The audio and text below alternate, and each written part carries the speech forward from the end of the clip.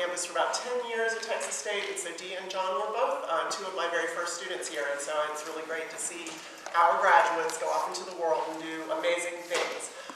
And to hear about the kind of experiences they're getting, and then to be able to come back and share that with the current students. And we've had a lot of success with our graduates helping current students get jobs. So I encourage you to, pay attention to what she has to say, and then, anytime we have speakers, we have a digital entrepreneurship speaker series going on this semester. We have SCOM week stuff in the fall. Take advantage of chances to meet and or connect with professionals, especially if they're alumni. So again, really happy to see Dee here back on campus. It's almost like no time has passed seeing her, scooting around here at Texas State. But I know Texas State has changed a lot. I wanted her to be able to just give sort of a brief overview of your career, so students would understand the trajectory of it. Where did you start? Well, talk about your undergrad. Yeah, absolutely. So brief, I guess, is the key word, and I will try to adhere to that, but I'm terrible at that, so you may have to cut me off. So I did my undergrad at UT. My bachelor's is in advertising. I did a creative sequence there, which is a portfolio program. And then I did the Business Foundation certification, which is essentially like getting a minor survey course sampling of every single area in the business school that UT has to offer. And then after that, I actually graduated and I worked at Dell. And I did a couple of things at Dell. So the first thing I got into was sales, not for me. Went out and kind of did a little bit more of a product specialization, so you were sort of an advisor to customers who had already bought, but needed to find out additional details about the product, or had specific security concerns, or what have you. And I had kind of a background in IT in terms of when I was at UT, I worked for our ITS services there. My internships and everything were in IT, so that kind of helped me get into that department at Dell. Did that for a while, and then actually worked in the financial marketing sector piece of Dell, where it really was about kind of having marketing programs around their financial offerings. So with an interest rate of 29.99%, which is legally in Texas, you can't go over 30. So anyway, that was crazy, so it was not for me. Yeah, it was totally legal. And so I got out of that, and pretty much at that point, I knew I wanted to go to grad school and kind of find something else. I'd always been really attracted to communications and wanted to do that. So I wanted more of a focus on digital because it kind of started to pique my interest at the time, but I didn't really know what to do with it. So went back to grad school, or applied to Texas State, a couple of other places, got in here. This was, I think you started here when I did too, right? I think you and John were my first bachelor's. Yeah, you just moved here, or back here, I should say. And so I was really interested when I talked to some of the faculty here about the digital component within the comm school. I was like, oh, that's perfect. I can kind of get both things taken care of. So then I came back to grad school. You want to cut me off grad school? Yeah, go ahead and talk about yes. So we went to, so then I graduated, and I'll talk a little bit more in detail later about everything I did here. But after getting my master's here, left, and I started working at Girl Start, which is a Austin nonprofit that focuses on K-12 programs in STEM for girls. So getting girls into science, technology, engineering, and math.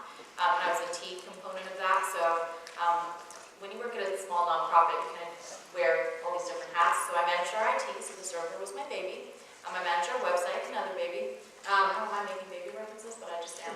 And then you kind of move forward into that. We worked with grants. So we got grants from the National Science Foundation to build specific technology-focused programs to get girls into STEM. And I focused on not the K-12, but it was just high school girls, getting them into coding, getting them into a lot of the things that you guys actually are learning through your classes here.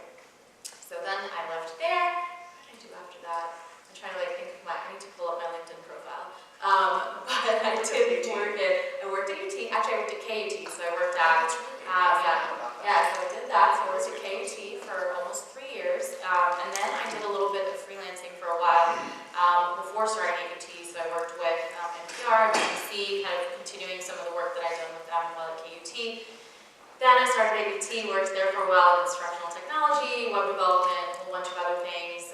Really focused on UX and prototyping, which we'll talk about a little bit later, I think. And then after that, I left and started working at Box, which is Silicon Valley SaaS company that had just opened their offices in Austin. So I worked there on the consulting team, on the tech consulting team, and then I just left there and I'm starting in a couple of weeks at a new company in town called Headspring, also in Austin, and they do enterprise software custom development. So throughout kind of the last 3 or 4 years of that, though, I was doing something else on the side. Me and 2 other ladies worked on building this startup called Skill Crush. So I worked with the founder, was the first hire along with the developer, to build this online platform for teaching coding skills. Focused primarily on women, but over the last several years, we've grown from a team of 3 to a team of 30 worldwide, and now we have our student base is, I think, 30% men now. So we started off with that focus on women and kind of expanded it as our product and offerings grew. So, and then I drove and came here. Wow, that's a lot in a short period of time. And Dee and I are going to talk here for a few minutes, but then we want to open it up pretty soon to your questions, so start thinking about things that you would like to ask her. Can you elaborate a little bit more on this connection between communication and technology? I mean, there's definitely this trend in your career, and I think maybe people don't automatically think about these types of roles for communication majors, and these are all people who have journalism, advertising, PR degrees that they're working on, but they, what is the importance of and the breadth of technology opportunities for communication majors? A lot, and I think, when I kind of came here to Texas State, this was right at the start of, for me, where I was starting to think, oh, there's a way to kind of combine this budding love of technology that I haven't really nurtured in a strategic way with sort of more the formal training around communication that I have from my undergrad and beyond, and, again, it's something that I've always been interested in. So how can you have a love for media? And I was interested primarily in advertising and journalism, kind of coming into college. Then how do you combine that with this other stuff that's going on in media? We don't know what it is, and we don't know where it fits in, and we don't know how it really works, but you kind of just know intrinsically as it's happening that it's going to be huge, and obviously it was, and continues to be. So there are a lot of careers that were emerging that didn't exist when I came to college that started to kind of come out when I was going through school and then through Texas State for my graduate degree. And even now, that continues to happen. So there's so many, we can talk more specifically about this, but product management, which is really where I'm focused, is a huge, hot new career.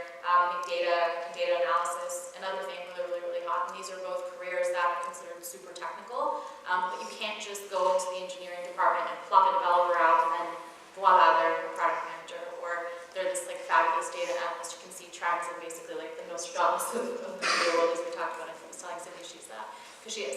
But all of these things are starting to happen, and you can't just have folks who have a deep technical background but don't have a lot of the skills that you get from the comm school. Those need to marry, and they need to exist in the same person in order for them to be strong in those skill sets. So I think right now for me, definitely product and the data piece. But back in the day, as this was starting to emerge, we were looking at instructional technology was really big, so being able to build educational programs online, not just for universities, but corporations have robust training programs for their internal staff and for external users who are using their products, and being able to deliver those in a way that's really exciting.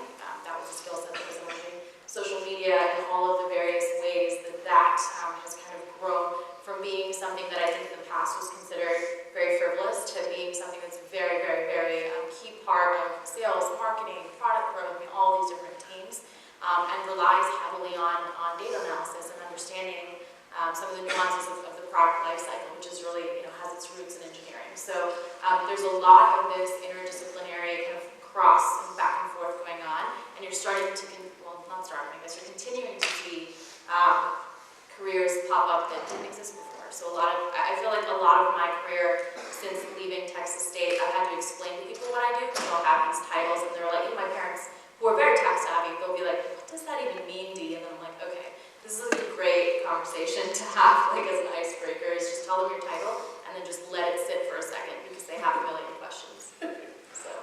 Well, you mentioned this thing about things changing so much. If you think back to 2008, I started here in 2006, technology has changed. Facebook was around, but it wasn't like what it is now. Twitter was just getting started. Snapchat didn't exist. Vine didn't exist. Periscope didn't exist, Pinterest didn't exist, like all the things you guys used didn't exist back then. What did you learn in school that was like, say, the foundation for being able to adapt and keep up with the fast pace of technology? Absolutely, and I'll also talk about something that I learned in school that then became obsolete right after, and how that cycle actually really informed and continues to inform my path and product. So maybe I'll start there since I've already said that enough, and then we'll talk about the foundational skills. But Flash, we were doing a lot of Flash. Flash. Yeah. And you guys remember Flash? Flash player. Rest in peace. Yeah. I mean, we're all glad it's not there anymore, but it was really hot for a while. And learning that in CD's class and being able to apply it in a lot of the jobs that I went to, immediately, that was considered a really, really hot skill set to have. So everybody was just like looking for folks who could come in and be, different levels of Flash development. You don't have to be, incredible, but you needed to be at a beginner or intermediate level, and you just learn the rest really, really quickly. But then it was interesting as Flash started to sort of peter out after I had ramped up to it and then watched it go away into its obsolescence. That is the life of a product manager. Like that's one of the careers I'll touch on a lot of things because that's where I'm at. But being able to foresee what's happening in the landscape, how users are actually interacting with the tool or technology, watching it hit its prime, watching it kind of plateau, and then the demise, the like very dramatic days of our lives type demise.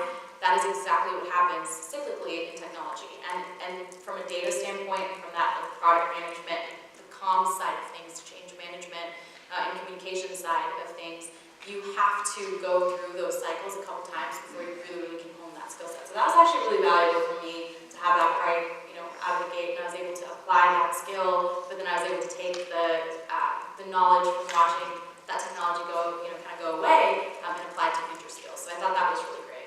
And also, when you're working with any sort of technology, I mean, you guys are learning stuff now that's probably not going to be around forever. There is this sort of value of the logical process of creating something that is evergreen. Absolutely, yeah. And so that's kind of a two-pronged thing there too, because you have some technologies that you guys can invest in learning. I mean, HTML and CSS, like they're not going anywhere, guys. So learn them. They're going to continue to evolve, but invest your time in becoming really good with that skill set, because no matter what you do, whether you work in marketing, whether you decide you do want to become a developer, I mean, you're going to need to know that. It's just a given. But even if you're learning something that kind of goes away, the logic and the sort of the object-oriented behaviors of code and kind of the way that you work around those things, you'll be able to translate to another language really quickly. So yeah, it's all really, really valuable. So yeah, I mean, we're talking about like sort of the baseline things that help you in school, but then what have you had to learn on your own? Because it's also very important for students to understand that when you're 22 and you leave college, your learning doesn't stop because you have to learn so many things. You have to be able to keep up with things. So what are the kinds of things you've had to learn on your own? I'm sure there are vast and numerous things, and how have you done that?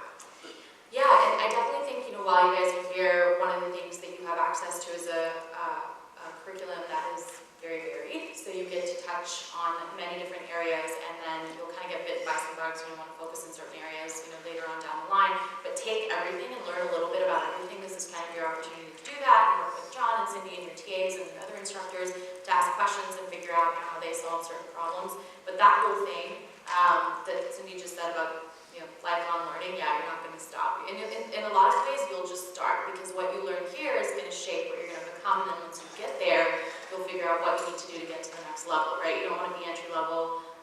You're entry level for a year or two, and then you're kind of out on rocket ship straight to CEO, right? So you want to make sure that that path is something that starts to become a little clearer as you move. So, when I left, I felt like I knew a lot, and once I was able to apply that, I was able to even, kind of get to the next level, so get to intermediate, advanced, and other levels in some of the niche skill sets that I learned here. So I had this really great grasp of the landscape. I could do a lot of things, to an intermediate, or in some cases even an advanced level once I got out of here, and then as I used those skills in my day-to-day, other skills that I didn't know became apparent. And that's going to happen all the time. You're going to be really confident, feel really great about what you know, and you should. But if you're not finding things every day that make you feel stupid or make you feel like, oh my God, I didn't know that, then you're doing it wrong. It should happen forever. And that's kind of something that you need to be able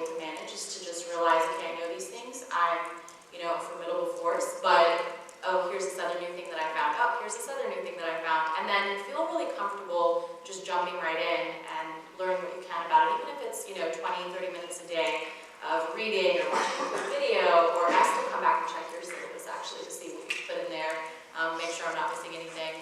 But then other things will come up and just add them somewhere and I kind of go through. It's just a part. I mean, you're in school forever, just put it that way. It sounds like you have to do it yourself. Like, it's not like your company necessarily has training programs, or there's even somebody at your company to ask, because these are new things, and so nobody's an expert in them, but somebody has to grasp them and understand them and use them. Yeah, and there's several different ways that you can kind of approach learning when you leave, or even right now while you're here. Sometimes you will be lucky and your company will give you, either a stipend that you can use for like a membership to an online website, or go to a workshop or a conference or something like that. But a lot of times you'll find that that's not necessarily exactly related to what you want to be doing in the future. So you want to get really actively involved in the community, go to meetups. If you're working with folks at work, and I've done this, that are learning the same things. Like we had a ladies at Box with Python Club. We were all trying to deal with our APIs, a programming language as well for we were using at Box, and so we formed a little club and we just met up, with a bottle of wine after, work, and we would just sit there and go through pages and pages and pages of exercises and just kind of help each other when we got stuck. So that really helped a lot.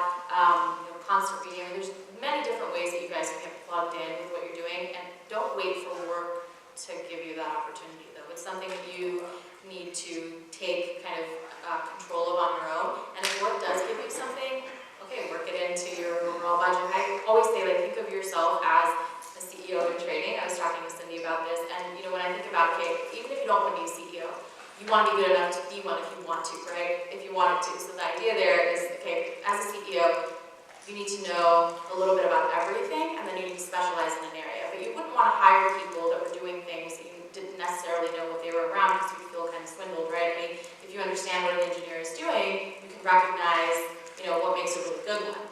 If you know what digital marketing is, and you understand data and analytics and like what that actually means for your product, then you can hire great marketing people, great product people. So this program, I think, gives you a 360 view of what all of the different roles and skill sets that are required for each niche that fills or makes up a really good company.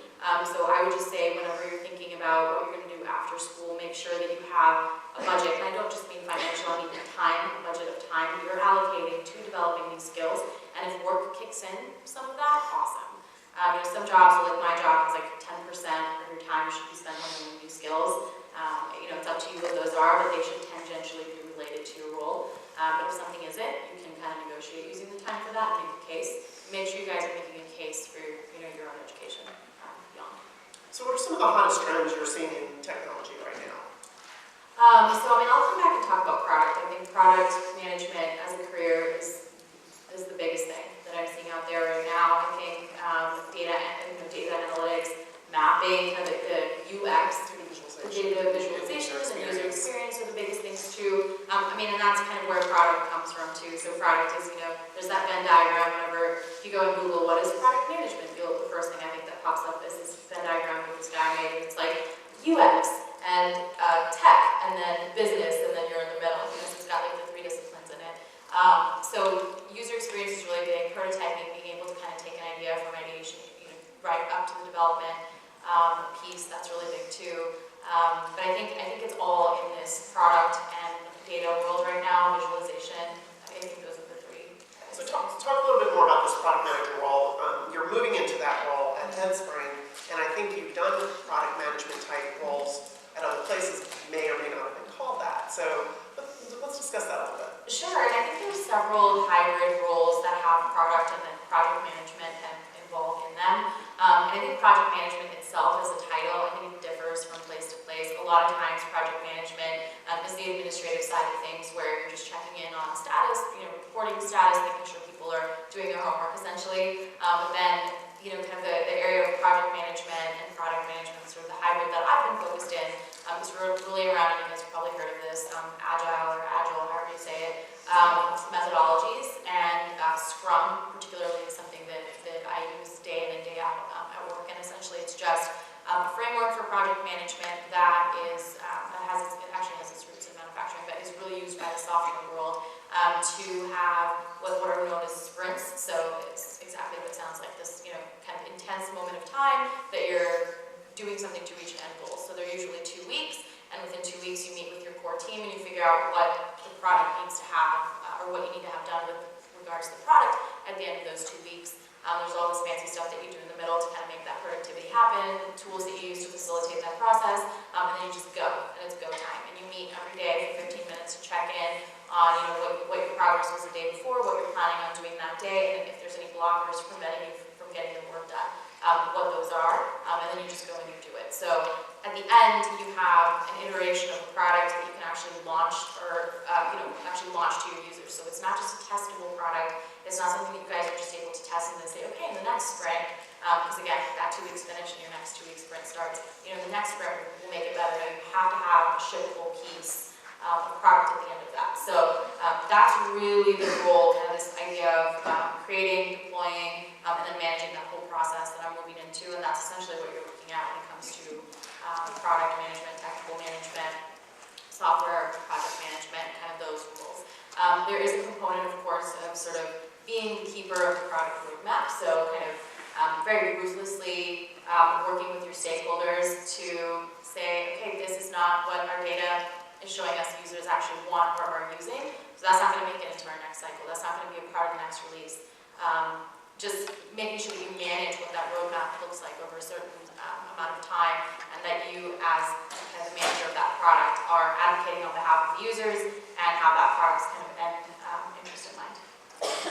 And part of the reason for Agile is so that you can make adjustments on small pieces of the product instead of waiting to the end of making something and being like, whoops, we didn't make the right thing, and investing millions and millions of dollars in it. And that's why Facebook constantly is pushing out updates. They're doing little features in an agile manner so that they can ship parts of the big system. And test them and see if it worked. Right, and get sort of user feedback on that. Maybe some of the people in here are confused by what you mean by a product. Can you give some examples of what, I just said Facebook is a product, but maybe even features within Facebook are considered products for Facebook. What are some of the products that you've worked on or that your company has worked on? Sure, yeah, so I'll talk about Box, and this one will be interesting because excuse me, you'll find that as the company is scaling, this starts to segment out, right? So at Box, at some point, there's a product manager. And Box, if you guys don't know, is kind of like Dropbox, but for enterprises. So it's a software storage tool. But basically, you start out and there's a product manager, and that product manager manages Box. Okay, then Box releases, and this is all arbitrary, out of order. I think they probably did this in a very different order than I'm about to describe it. But let's say it's just a website, and it's just Box, and you go to the website and you upload and you do your thing. Next thing you know, they have a iOS application, then they have an Android application, then they have stuff for tablets, and these are all separate applications. Then they start doing different things with the product. It becomes more of a platform as opposed to just a place you can upload and store your documents. Okay, there's a whole platform component of that. Keep adding on and keep building on the project, and you go from having one product manager to having several different product managers who manage key areas of the business. So you might have one that just manages the web application, and then we had several actually, and then for iOS we had an Apple-specific Box product manager, and then there were tiers even within that there's one person that's responsible for the continuous photo upload to Box portion of that. They manage that product, but it's such a robust framework. You need one person that's constantly working with engineering, working with marketing, working with all the different teams to manage that component of it. So essentially, a product manager is really a steward of what that output is that someone's actually going to use, and they make sure that it gets from A to B. And so that person, like you just said, has to work across marketing, business, engineering. They have to know a lot of different things. What's the most important skill set in that realm? Yeah, and I think, again, that Venn diagram is really huge because you do want somebody that's balanced, and you'll always have someone that's got an expertise in one area. And I think in that particular book that diagram shows up, and they say you need to be an expert in one and working level of competency in the other two, and then through your role you should be able to build, kind of fire on all three fronts. But the product managers of kind of back in the day were all just plucked from the engineering department, and they started to realize that that wasn't necessarily the best model, right? You need people who can build things, but you need people who are really comfortable from the business side of things. You need people who understand user user behavior, engagement. I mean, people who are really marketing savvy, who understand, where users are and how to get to them. So social media is really big.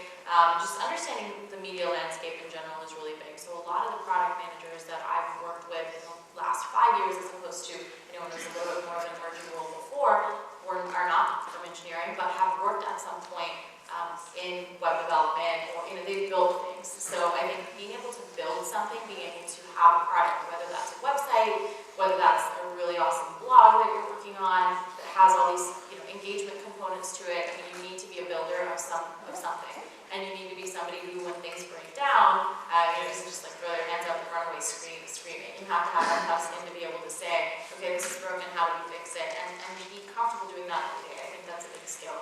But if you don't have that business communication, media landscape skill set, I mean, you're not really going to succeed in that product role. It's very, it's very user-centric, it's very customer-facing.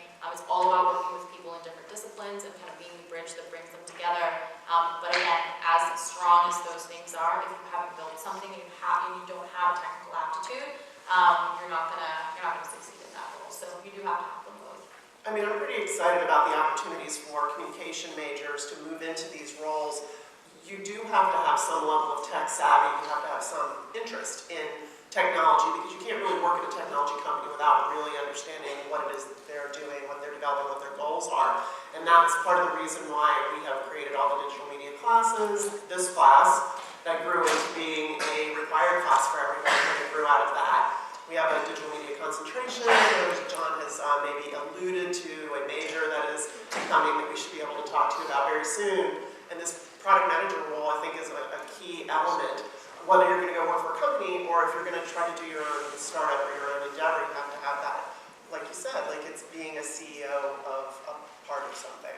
You guys are going to have a whole major. I had like 1 or 2 classes that then took, you're going to be talking to me 10 years from now, telling me what to do if you take like a major like that. That's awesome. How many of you think that you would move into a career that would have something to do with technology? Like almost all the hands are up. Okay, that's really interesting. I'd like to let you have the opportunity to ask some questions. Do we have anyone that has a question right now for Dee? It's your chance. Good question. Sorry, go ahead.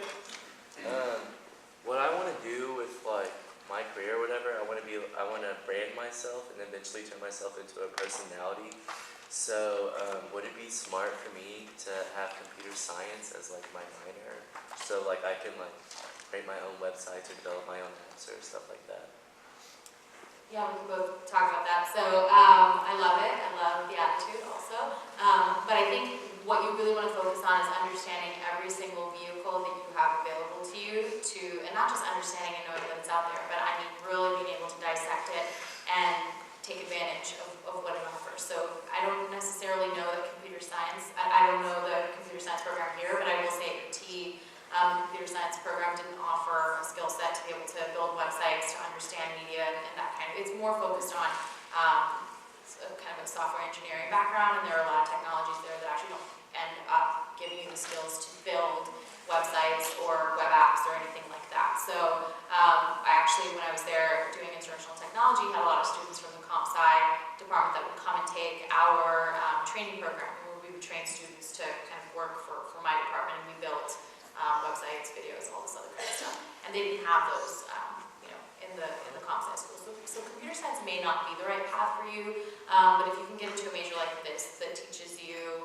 how to build websites, social media, understanding the analytics, you know where data is going, so you're actually using that to your advantage. Being able to build a reel, being able to have a portfolio is going to be really huge for you. So understanding design, understanding how to brand yourself overall with a portfolio and with a reel, if that's still a thing people do, I'm not sure. I think it's just a portfolio and we've got clips on there. Those are the types of things that you want to do. So I'd probably say you're actually a really great candidate for this new major when it comes out. I mean, it's not an advertisement for the new major, She's but paying me, just kidding.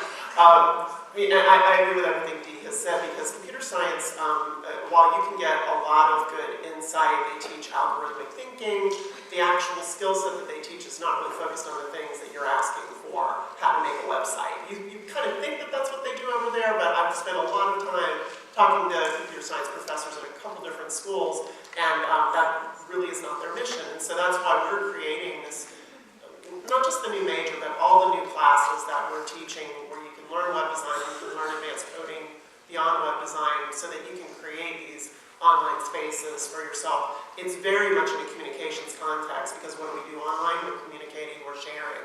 And so teaching how to create those spaces is very relevant to what we do. So.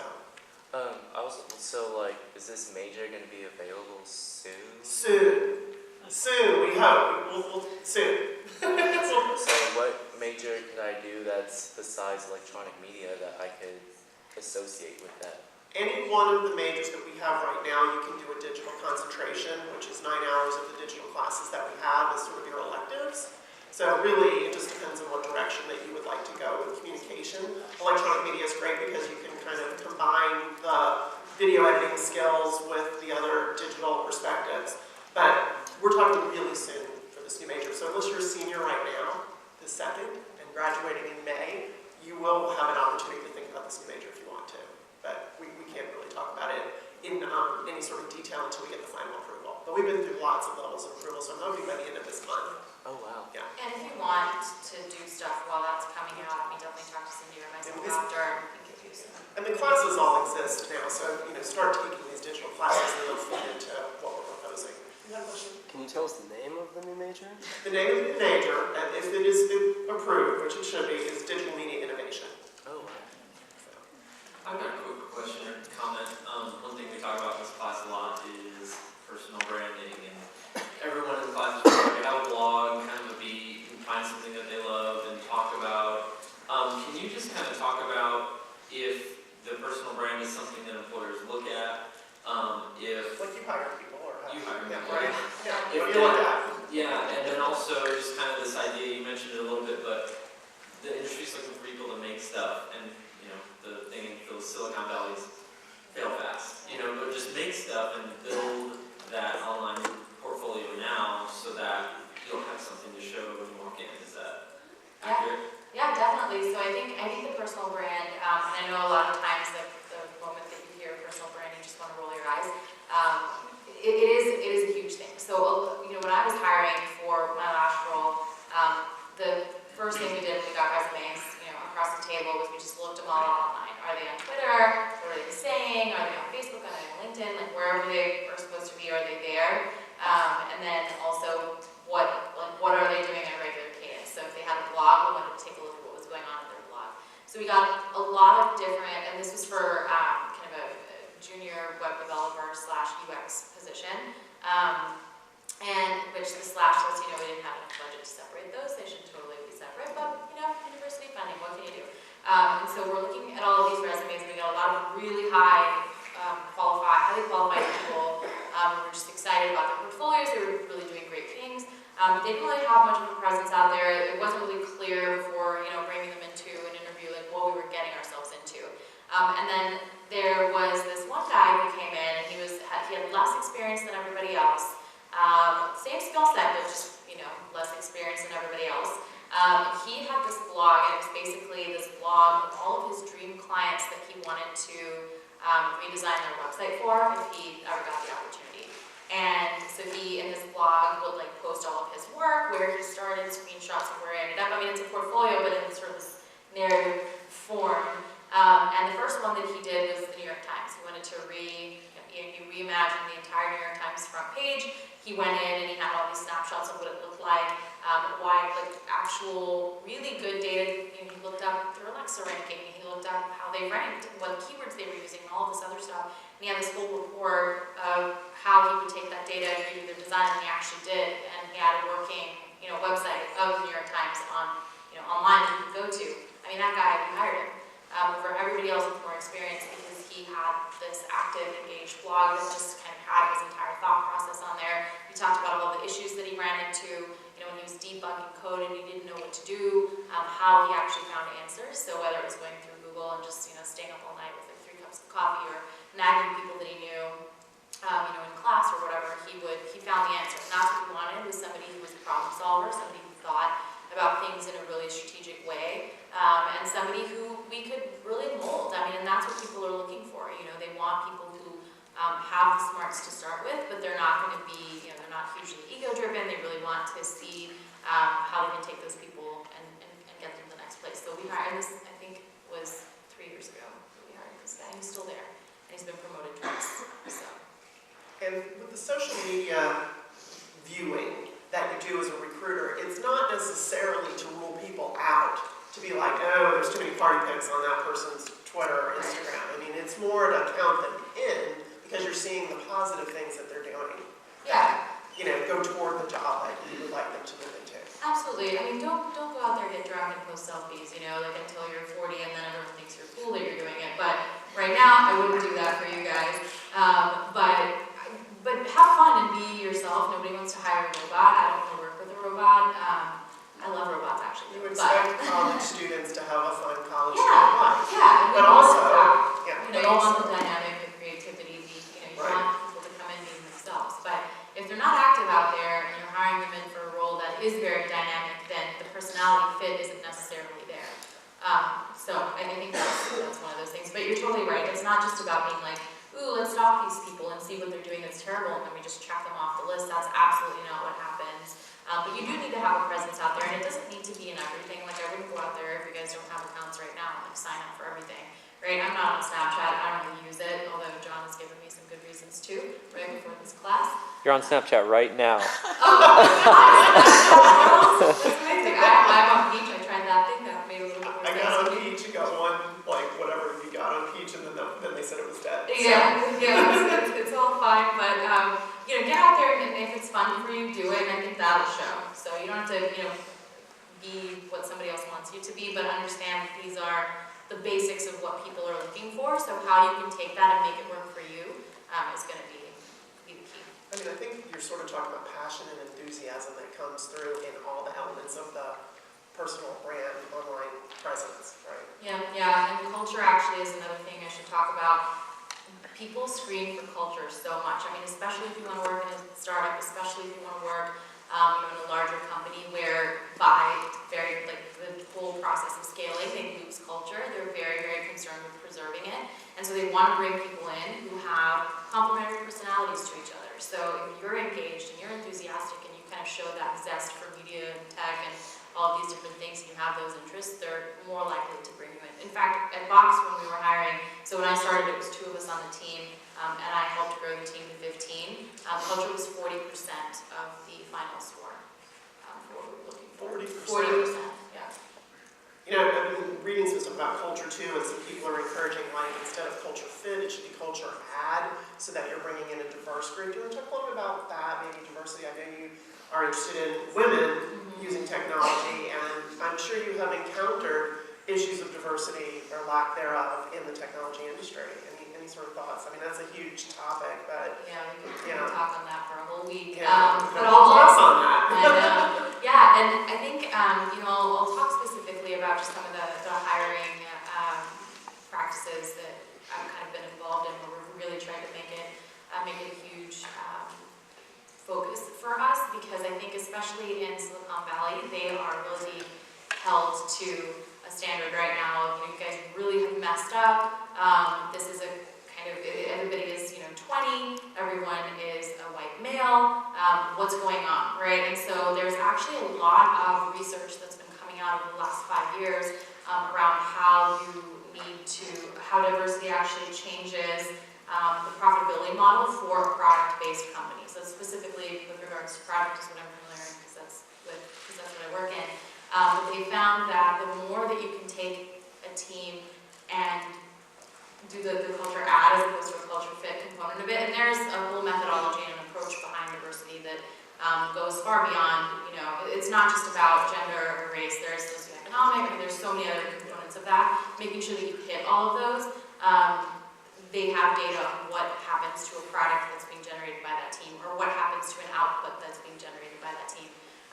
No matter what discipline they're in, whether they're in engineering or marketing or whatever. So diversity initiatives are huge. There are actually a lot of companies that get brought into Silicon Valley companies to do a full audit on a team-by-team basis of what's going on. I think now we're also starting to see, because engineering has such a focus, developers, there's no women, on dev teams in Silicon Valley, and that was the focus. They actually started to realize that focusing just on a team was sort of leaching that natural equilibrium from other teams. So the idea is that you need to be diverse everywhere, right? And a lot of times people think, oh, it's a communications major, so there's naturally going to be more women. Well, that's a problem too. You need to have, diversity of voices in every single aspect of business. So I think from a hiring standpoint, we actually had training in several of my previous roles to make sure that if you're involved in hiring, you can't interview a single person. You can't even phone screen them unless you go through and get kind of certified to interview. So I think there's some work being done there. But I would really, encourage you guys to celebrate your diversity in your portfolio and showcase your, again, not just kind of those metrics that, are not metrics, but those categories is the word I'm looking for, that we mentioned earlier around gender, race, socioeconomic status, but the diversity of your upbringing, the diversity of your experience, all of those things. Showcase that on your portfolio or your resume, because when people are looking for that culture ad, you're going to stand out if that's apparent. But if you're sort of homogenizing everything to sort of fit what you think they're looking for, you're going to blend in with the other 100 candidates that are vying for that role. So the students in this class have to blog about a topic of their own choosing, and then they have to promote it in different ways throughout the semester. And they love doing the blog project, right? You're all super excited about your blog. If you see something like that, that's part of somebody's portfolio, what are you looking for in that, and what difference can it make? Obviously depends on the job that you're hiring for. What difference can something like that project make in your opinion of the candidate? I think it would be really influential to be able to see not just the personality aspect of things. If you pick something kind of goofy or hilarious or something you're really passionate about, that's great, because I think naturally there's an aspect of that that'll come out. But I think also taking it to the next level and taking a look at, do a competitive analysis. Take a look at really successful blogs that are out there. Why are they so successful? Why do they have so many followers? What are they doing that you can incorporate into your blog? So don't just make it, this is a blog, this is super easy. As long as I post every day, we're good. Okay, occasionally I'll, take a photo of something and put a filter on it and, stick it there. You've got photos and links in every post. Yeah, at bare minimum, there's so many other things to do too. Mess around with different formats on your blog, okay? If your blog is about the Game of Thrones, why don't you do a quick 5-minute video interview with 2 other people who maybe have favorite shows and talk about what you guys, I don't know, this is just random ideas, but think about using multimedia in different ways in your blog. Start with the posting, get your cadence down, and then try and experiment with things. But I think, competitive analysis, another thing that product people do a lot, is really huge. You have access to a lot of stats about some of your favorite blogs. If you go to Alexa or to Google Analytics, they'll tell you what those are. They'll tell you what their competitors are. They'll tell you what keywords are ranking. They'll tell you what the most popular content is. Look at that stuff. It takes maybe 15 minutes of your time, per thing, per blog, and then try to incorporate elements of that into yours. And make sure there's always a social strategy that goes along with it. Make sure you're really taking a look at, as Cindy mentioned, sort of all of the different components of the blog that are given, but then how can you enhance that? That kind of reminds me of the first time we went to South by Southwest, and you and John actually were doing some sort of a live chat about one of the panels, and then we posted that on the website. Yeah. And that may not seem that novel now, but in 2008 that was a pretty novel thing to do, and we were able to have a different kind of coverage for that particular panel. Yeah, and it came out of nowhere. It wasn't planned. We were actually sitting right next to each other, I think, which is very But late. then just sort of, Yeah, we were typing chatting, so about you it. can't speak in the middle of the panel, right? Right. Hopefully you're not doing that. And this so is we sort of just chat. pre-social media, before people were using Twitter to Yeah. do that back channel of social media. Yeah. And it's faster. It was on GChat, right? So we're just fast and furious typing. I don't know. And the Yeah, links so go that's like that. somewhere. It's probably still out there on the Yeah. site somewhere. So more questions from in here? Yeah. You were mentioning you wanted to showcase some stuff, particularly on the blogs. You said skill sets and maybe some cultural diversity aspects of yourself. What are some other things that you would want to showcase for other companies or people who would be looking you up? Yeah, so, if this is going to sound so silly, it's almost like filling out an online dating profile, but if you have hobbies that you're really into, do not shy away from those at all. So the New York Times example of the underdog candidate, he is almost like I don't know what it is, but it's like a world champion level skateboarder or something like that. So he had all these videos that people had taken of him skateboarding, doing stuff that really scary to me, but he'd taken them and edited them and made his own music videos for himself, which I thought was awesome. And he talked about, he had one blog post about this, and then like a whole page that just had all of the skateboard links and resources and how he learned his whole story. And that's awesome. That's diverse, right, on a team. So I would think about it in terms of what do you bring that's unique to the role, because there are ways that you may not realize that becomes really valuable to a team. And then I have one more question. You said there was a website maybe of like that you could look up successful blogs or popular blogs that listed like keywords and stuff Sure, like yeah, that. so Alexa, I don't even know, is it alexa.com? I think it is, yeah. So if you go on there, you can just type in the URL of any blog, and if you are actually like looking for blogs as examples, you can just Google, top 5 blogs and then whatever the category is. But if you just plug in the URL there, there's a ton of data that it'll give you. There's some that you have to sign in to see. You don't even need to bother with that. It'll give you a lot without signing in or paying for anything. So you can look at their top posts, the keywords that actually draw people into their websites.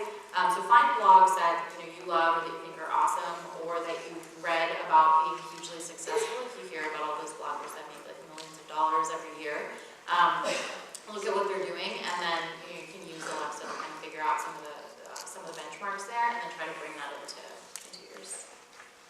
Other questions? There's one here. I was just, like, I know communications is super broad, and I was just wondering if you can relate, like, advertising to PR at all, or how they can, like, incorporate together. Yeah, that's a tough one. So I took advertising for my undergrad, and it was going through kind of this weird, where PR and advertising were considered the same at one point, split, and there's this whole war in between, which I don't understand why that was, but whatever was happening. But it was kind of at the start when everybody started to realize that they'd siloed a lot of the kind of areas of expertise in PR and in advertising, and then they put digital was starting to emerge as like another sub-major or whatever, or focus area, and then people started to realize that why is that stuck in the corner? Like digital actually affects every single other silo that we've created. So I don't know if I'm quite answering your question, but I think even if you're focusing, specifically in PR and advertising, there are certain things that no matter where you go in your career in PR and advertising, I mean, you're going to be in tech. So when Cindy asked the question about who wants to have a tech-focused career, and people raise their hand. I mean, for people who didn't raise their hands, that you're going to be in tech too, though. Are you going to There's go no live on an choice. island and fish or something? Yeah, Like, yeah. It's like if you're going to be an event planner, there's a digital aspect to being an event planner. If you're going to work on branding, there's going to be a digital aspect that has to be associated with branding. All of it is, and so I'm not, I don't know too much about PR, but I will say that there are aspects of data that you guys can't live without. There's understanding the social media landscape that you guys can't live without. I think even just the whole idea of understanding what people who are building the tools that you're using do with what their areas of expertise are, so that you can kind of work backwards and figure out where some of the inaccuracies are. I mean, a lot of these tools are being built by people who don't have your subject matter expertise, and if you have a little bit of theirs, you can probably reverse engineer a lot of the stuff that they're working on. So I think even if you're working in PR, or in advertising, which is what I did, I had this sense of, oh, that's not really, it doesn't really touch me. That's over there in its own little corner. And then within a week, it's like the world changed, right? And so all of these things are contemporary skills that you're going to be able to apply to anything. I mean, even just the most basic PR function of getting your branding message out to the media has been sort of usurped in a way, because you don't have to necessarily go through some of those traditional channels to get your message out any longer. You're able to tweet, you're able to use Snapchat if that is the audience that you're going after, and go directly to the audience, and not even just put your message out there, but share and engage with the audience. Yeah, and I think keep in mind that titles are changing, right? So a lot of us, so at Vox, we didn't have, a PR title or a PR department or anything like that. It was all under, there was like a strategic digital marketing group that handled everything, or department that handled everything that we did. And people had sort of the new economy titles, right? There's not like a PR, I don't even know PR titles, I have to say. But they're new titles that have overlapping skill sets. So you are going to need to know a lot of those skills in order to be a force in PR, and then that'll translate into different types of titles over the course of your life, so as long as you're able to kind of ride that, I think you'll be in good shape. Did that answer your question? Yeah. Okay. More questions? I know there are more questions in here because you guys have been introduced to these digital topics already for the past couple of weeks. You've been thinking about them.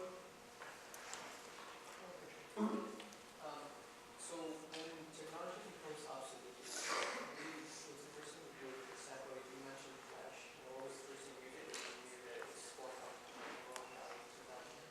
Yeah, so research why, research what all of the sort of next, what the predictions are for the next things that are coming out of the pipeline.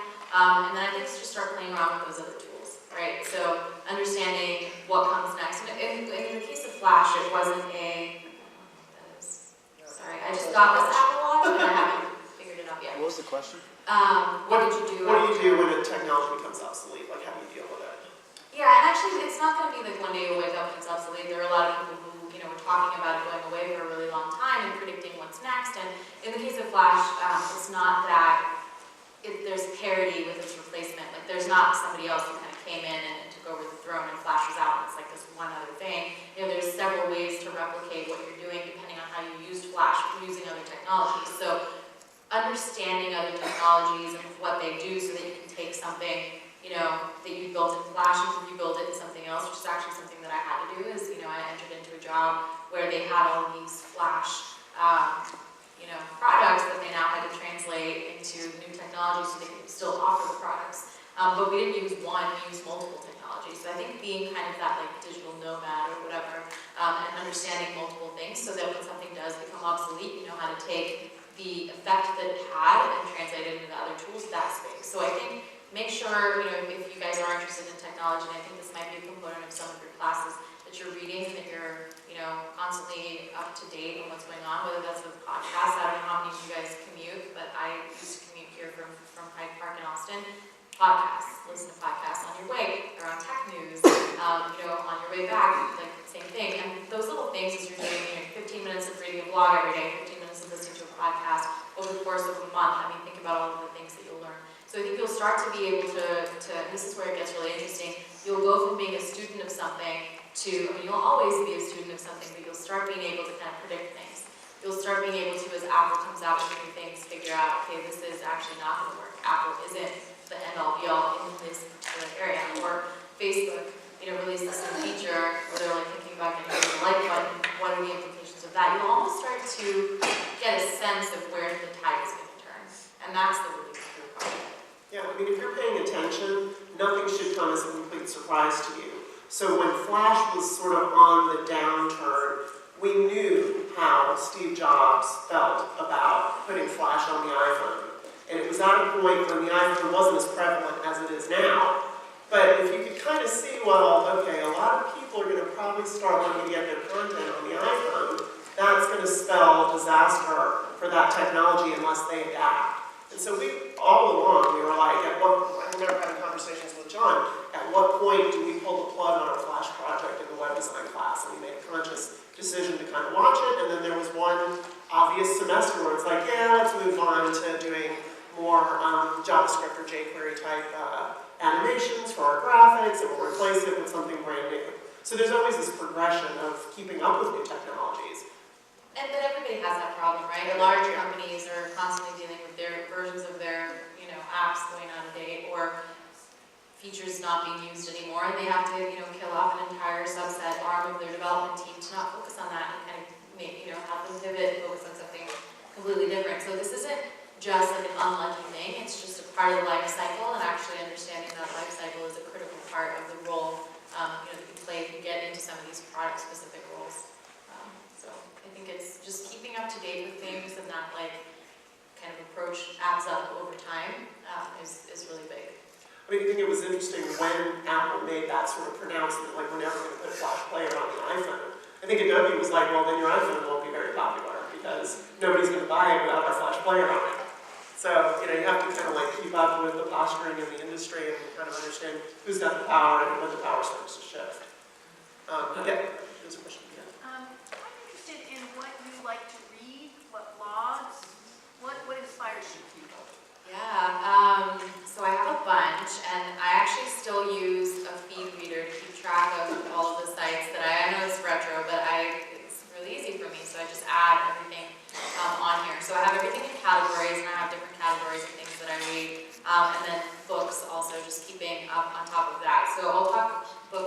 to talk about blogs.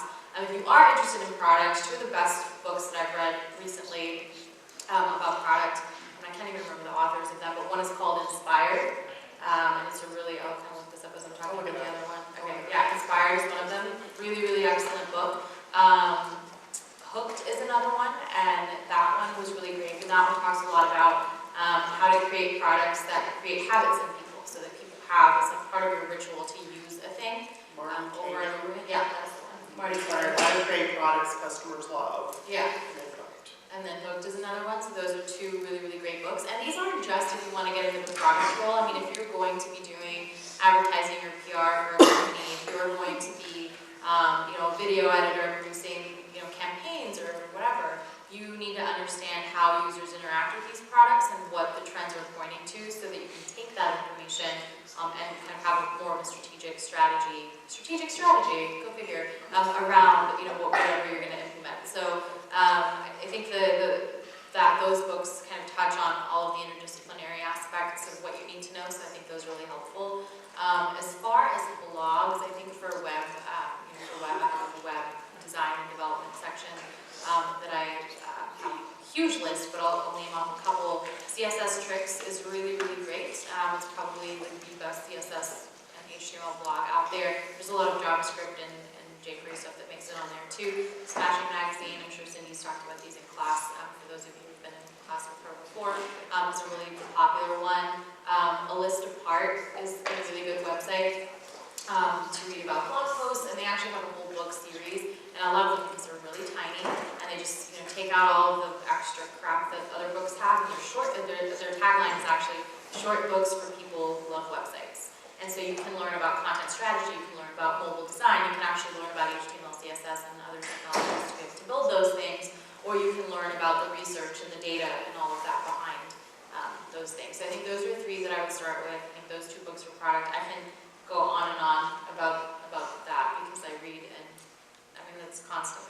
I'm finding stuff just through my social media, because I'll follow sources, but not just following the sources, but other people who work in the industry. They're also constantly consuming, and they're very voracious about their reading, so they'll tweet about something that they found interesting. And so sometimes I don't even know what the source is that I'm reading. I just know I'm reading something cool, and it's informing, and I'll either decide to use it in class, or I'll retweet it, or post it on Facebook and share it with other people. That's such a time saver. Yeah. I have a million lists on Twitter. I actually, for Skill Crush, will write blog posts about lists of people you should follow, because that's the easiest way to, and I think it's a shortcut again. It's like, you can get involved in Twitter chats if you want to get a little deeper, but otherwise just make a list of the people that you want to follow in a particular discipline and just follow them. They'll tell you what you need to be paying attention to, and you don't even have to do the work. Exactly. That's a question here. Just what you just listed, Inspired, what was it? Hooked. And the person's name is Nir Eyal, Nireyal. The full title of the book was Hooked: How to Build Habit-Forming Products. Both of them sound fantastic. I'm going to read them. They are. So, did you have a question? Yeah, I just got a quick question. Okay, a long question. Okay. It's your boss. Everybody has probably run into this where you're trying to do something with technology and it just doesn't, I get this all the time, technology hates me, this quote, and I just have to say, no, it's not, we can't say that anymore, there's this world of troubleshooting. You have to figure it out, you have to troubleshoot. That's kind of in a way, it's a soft skill, but it's also something you can learn. Can you talk a little bit just about the world of troubleshooting, and also just this, when you're about to bang your head against the wall moment that we've all had with technology, how do you get through that and work through that? Yeah, and I will say, and I use the term soft skills all the time because it is a term, but I kind of hate that because it seems so derogatory for me for so many other things, especially in the field of comp that we're all from, that it refers to. But especially in this particular idea of when you say things like technology isn't for me, or you kind of remove yourself from the conversation without realizing that everybody struggles with that. I hate that because it's like, this whole thing, what separates people from, who are successful in tech fields and who aren't, is the willingness to go through those moments where you're just like, I want to quit. And if you quit, then that's the only difference between you and the other guy who said, no, I'm going to work through it, I'm going to troubleshoot it. That is it. It has nothing to do with intelligence. It has nothing to do with anything else. It is all about perseverance. It is all about thick skin, how much you can take. And I think about Rocky, which if you guys haven't seen that movie, please watch it. I hadn't seen it until recently. Yeah, and I'm talking about the very first one. For some reason, I missed it in my youth, and I just, like, my husband forced me to watch it 2 months ago. And oh my God, I bawled. And then I watched Creed, which is also awesome. But that speech from Rocky, go home and listen to it. I listen to it when I'm banging my head against the wall. There's some more related speeches I can tell you to listen to too. But it's all about getting through. So troubleshooting isn't just something that you're going to do when you're learning. It's something you're going to do when you're an expert and you're teaching millions of other people how to do something. It's always, always, always going to be a part of your world. So make friends with it and make friends with your reaction to it, right? So I think that's two things. Because first you have to get comfortable with just persevering and moving past it. And I think there's ways to do that where you can psych yourself up, and there's actually strategies and approaches, and people spend hours doing research and actually creating frameworks to guide you through when you're stuck. But then the second thing that you have to come to terms with is yourself. So how you handle that situation, and whether that's throwing things or ordering an extra large pizza or whatever it is to help you get through that stressful thing, figure out how you're coping with it and then try to manage that. So troubleshoot the issue, troubleshoot yourself, I would say. I mean, and I try to get students from that point where it doesn't work, I hate my life, to it doesn't work, I can fix this. And they get excited about that challenge of fixing it. It's a hard transition to make, but it comes with time, it comes with practice. When you have confidence of like, I know I can fix this, I have what it takes. And then that feeling when it finally works is amazing. Any of you in web design right now? You should be. Why are you not in web design right now? That's a feeling that you'll have time and time again. And I often equate it to like when you write a paper, the first draft of the paper you write is not perfect. You have to go back and you have to fix it and you have to change, your grammar, make sure the spelling is correct. It's exactly the same thing when you're doing any sort of a computer programming project, except for the fact that if your programming project isn't perfect, sometimes it just doesn't work.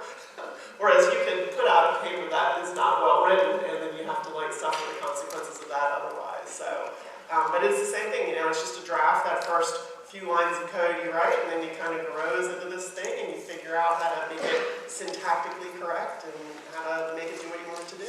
Yeah, it reminds me of, I don't know if you guys, when you were little, had a journal or a diary or whatever, but whenever I would go back home, I would pull mine out and look at them and be like, oh my God, I don't like that, that's terrible, let's burn it.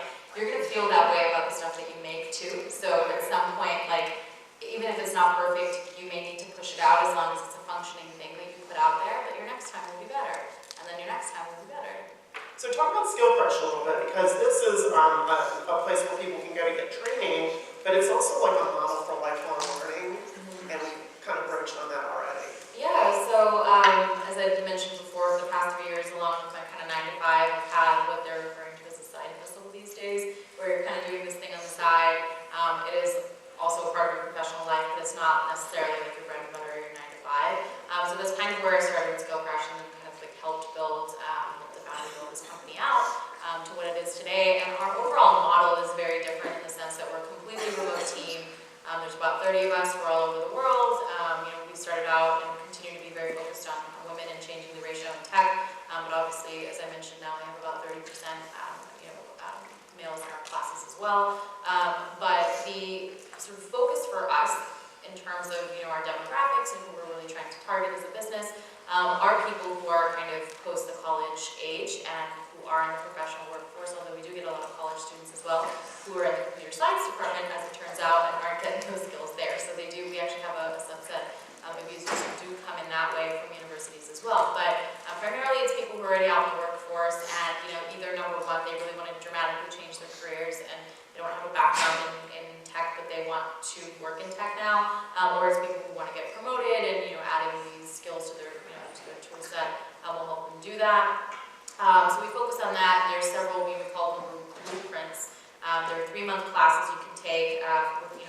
1 month you focus on, as I'll talk about our web design one. We start out focusing on user experience, so that's 3 weeks on, immersive user experience.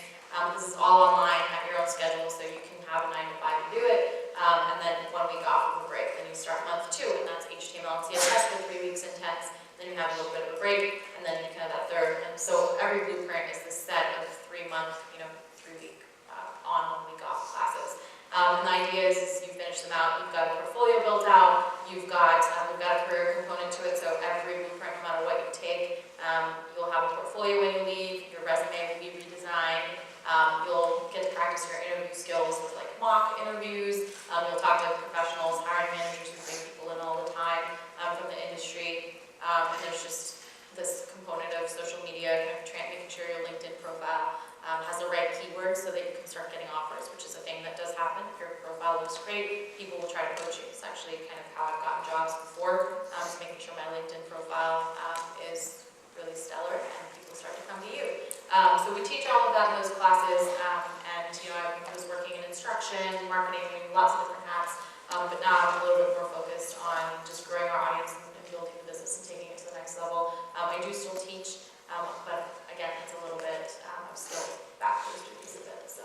And there are other online training programs for coding and for other things, and so, I mean, there's just tutorials on YouTube that you can watch, so there's resources that are out there. Tons online, and it just depends on your style and what you're looking for. There might be some free tools if you're able to just kind of go in, figure things out, and then leave and work with it in that way. There's tons of resources to do that. If you're looking more for one-on-one support, advice, access to different jobs, things like that, maybe a model like Skill Crush works. Then there's some folks too who need to do it in person, and maybe online isn't right. But there are ways to kind of mix the two. So if you guys are looking at something immediately, definitely feel free to chat with me on Twitter. Even if you don't go to Skill Crush, I talk to people all the time where it's like, okay, this might not be the right model for you, but I can help you find something else that is. But keep in mind, this needs to be a part of your life forever, and not just while you're in school or in the first few years of your new jobs. Well, that may be the answer to this last question, but what's your best advice for students? Like, what should they be doing right now to help prepare themselves for the kind of careers we've been talking about for the past hour? So, I can't harp on it enough. Build things, have a portfolio to showcase 3 pieces at least that you can talk about. Whether that's, you should be able to talk about it in person, you should be able to have an elevator pitch around each of those 3 things in your portfolio. You should be really proud. You should be able to talk about where you were when you started, what skills you learned to get there, and what of those skills is represented in each of those 3 pieces. I think definitely make sure that your social profiles are up to snuff, that you are comfortable with public speaking a little bit, at least about yourself. I think that was a struggle for me, even though I'm very obnoxious and can talk until the end of time, to talk about your own projects in a way that is confident but not cocky, but you're also not underselling yourself because you're trying to be too humble. You got to find that balance. So start talking about your work with each other. Go to those PTAs, talk about a project.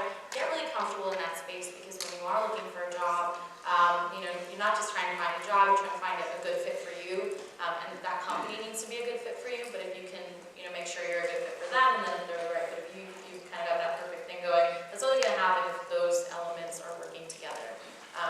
Did you have Yes, I was just wondering, this may be like a stupid question, but portfolio is not something I hear a lot, so I was wondering if you could be able to expand or explicate on that. Sure, yeah, and there's, I can definitely point you to some resources where you can go online and scroll through some portfolios and see what's out there, but essentially just a personal website. At bare minimum, it should have a bio or about section, and then a work section, so maybe even 2 pages will suffice depending on the content of your portfolio. But then if you've got 3 pieces, that's pretty self-explanatory. If you have more, a lot of times I'll see students coming out of the fine arts program and they've done sculpture, they've done pencils, they've done all kinds of different mediums. Even to be able to categorize that work and have 3 pieces in each on portfolio is great. But don't have too much, right? So edit and make sure that you're choosing a select few samples, but have an online website that does brand you and that does showcase your work. Make sure your social presence works with that and complements that. It's like a resume on steroids. Using the online platform to have everything about you and then actually show the things you may not just say you've done it, but show. So we have another speaker today, I think John probably told you about, at 5 p.m. in Old Main 320. We have Jamie Stockwell coming from the San Antonio Express News, who will also talk about their digital strategy in journalism. So I hope many of you will be able to join us for that. But I'm just so pleased to hear about all the things that you've done, and thank you so much for coming back to give advice to this group of students. So let's thank you. Thank you all for your time.